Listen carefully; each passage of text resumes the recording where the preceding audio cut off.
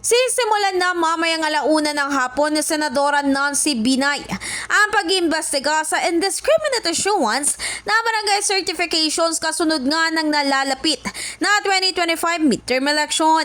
Ito ay matapos lumabas sa datos ang biglang pagtaas ng mga voter registrants sa ilang lugar tulad na nga lang ng Makati City, Cagayan de Oro at Nueva Ecija.